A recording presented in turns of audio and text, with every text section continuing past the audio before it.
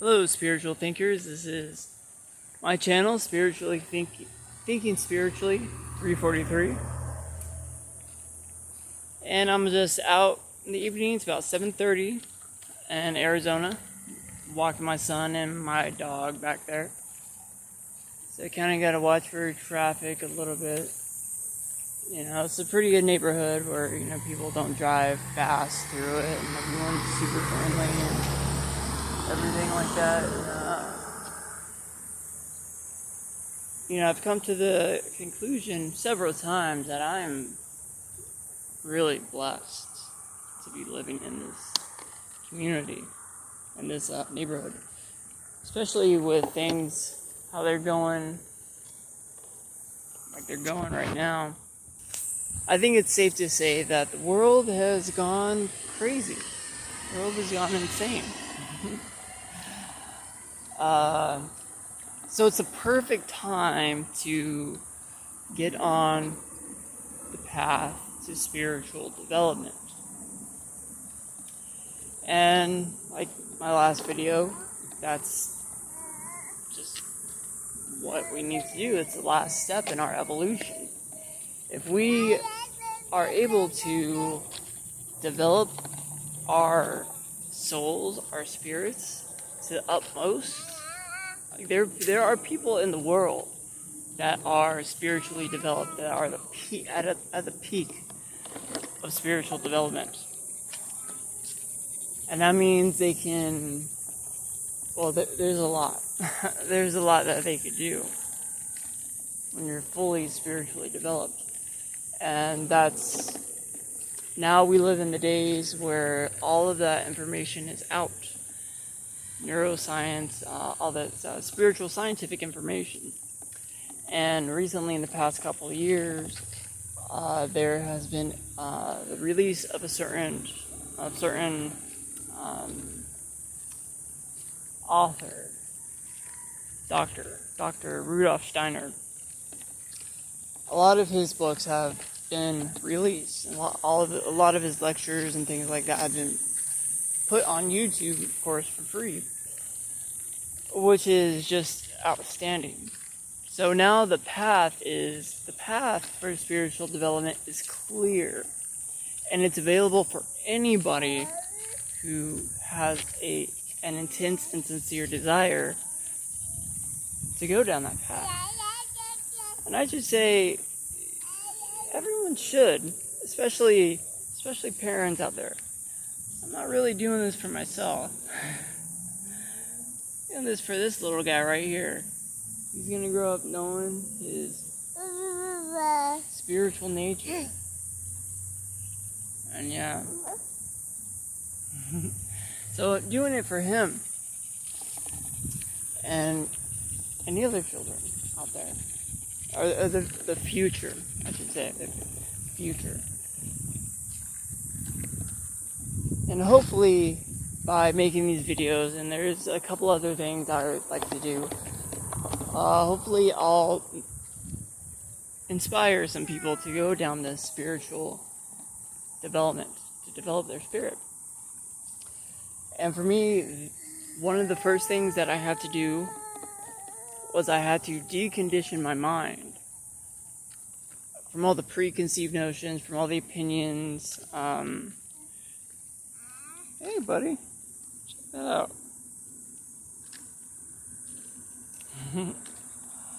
So I was a very practical-minded guy, just like everyone.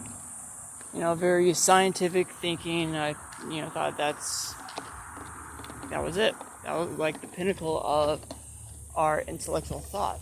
Which, in a sense, it is, but it only covers one side and it's very biased. And especially nowadays, the academia is very, very dogmatic. But I'll tell you, it's really easy to see the bad things out there. But beneath all that, there's a silver lining. And if a person can open up their heart enough and open up their mind enough to the point where they can not react so angrily to things, you will see the silver lining. I could give some examples, like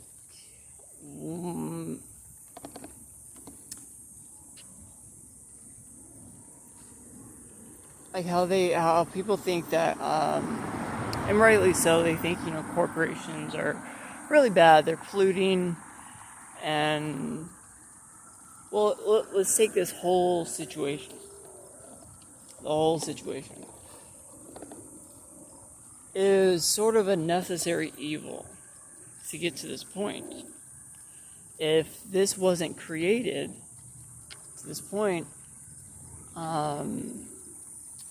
we wouldn't have been able to have this awakening that you're going through. And if you clicked on this video, hopefully you definitely are going through a spiritual awakening, because that's what the planet is going through right now.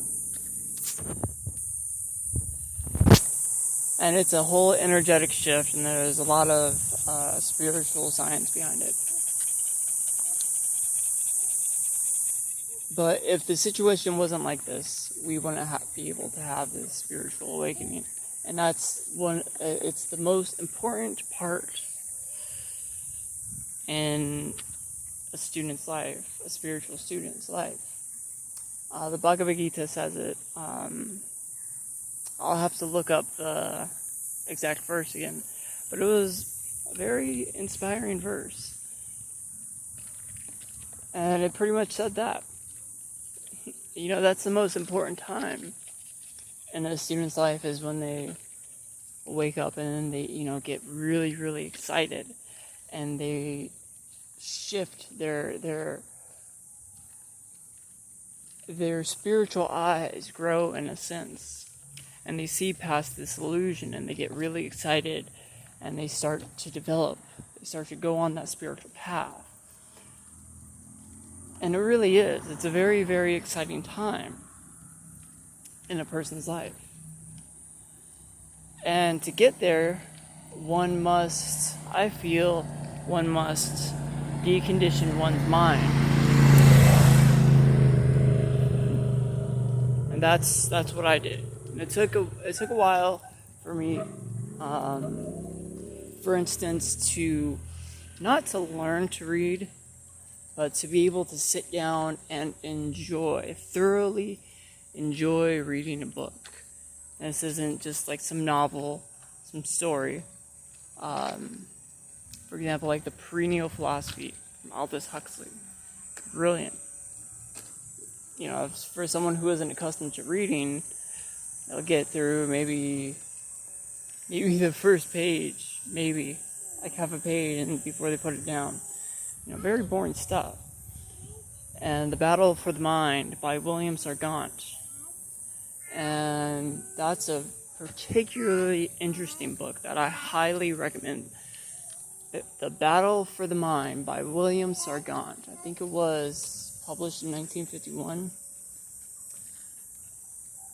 I would highly recommend that book. And I would also highly recommend The Philosophy of Alan Watts. A lot of his stuff is on YouTube, and he's very popular now. For me, I listened to him when I was going to sleep, because he had a soothing voice and his philosophy was very uplifting. So it was, an easy choice. It was only after a couple years later that I found out that that helped so much. His ideas quickly became mine.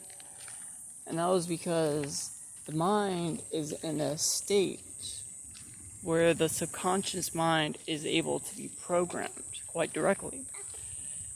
From about 6 months in the womb to about 6 to 7 years old, we are constantly in theta brainwave state. And this is why things that were taught as a child stick with us. Things that happen to us as a child, they stick with us throughout our entire lives, because it's programmed into our subconscious. And our subconscious dictates 95% of our waking day. Say that again. Our subconscious dictates 95% of our waking day. So that means 5% is left up is you're actually choosing. You know, the rest we just go by.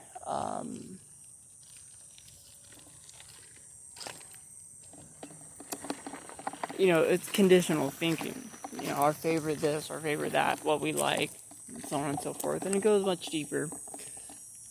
But we reach that state an hour before we go to sleep and an hour after we wake up. Our mind is in theta brainwave state. This is why spiritual development exercises take place a lot in the morning and at night. And so I started listening to Alan Watts at night, going to sleep. At first I didn't realize how much it was affecting me, but I soon realized that. And so I would suggest add that his philosophy and other philosophers like that. It's not just Alan Watts, but other philosophers like him are very good. It's getting late. So I would definitely recommend doing that at night to help decondition your mind, because it's nothing to be ashamed about. We've all gone through it. But if you're sincere, if you have that feeling inside of you and you want to go through it, that is what I would recommend to be your first step. And it'll fill your life with a lot of new perspectives, and your mind will open up. And if you give yourself to it, if you open your mind and you make those ideas your ideas, and you really take it into your heart, it will have an effect. Now, the HeartMath Institute, in 2012, they discovered that the heart has a cluster of 40,000 sensory neurite cells. So in short, the heart has its own brain, has its own nervous system. It thinks for itself, it communicates by itself, it has its own feelings. So this guy, Greg Braden, he talks a lot about heart and mind coherence. Greg Braden, Joe Dispenza, I don't know. Those are all good people to listen to. But listen to those types of things, and I promise your heart will open up, your mind will open up, and that will better help, that will prepare you to go down the path of spiritual enlightenment and opening up your spirit to your spiritual nature. And this isn't, this is something serious. This is something that we should all take heed to, male, female, whatever age you are. Because we're all, we're all connected. It's no cliche thing to say, we're all connected, we're all one. And then you'll start to realize, especially with Alan Watts' philosophy, you'll start to realize that that is true. So I hope you the best of luck. This is my channel, Thinking Spiritually 343. And subscribe, comment, let me know where you're at on your spiritual journey, and where you want to go, and what you would like to hear me talk about in any future videos. Thank you for watching. Again, Thinking Spiritually 343. Have a good night.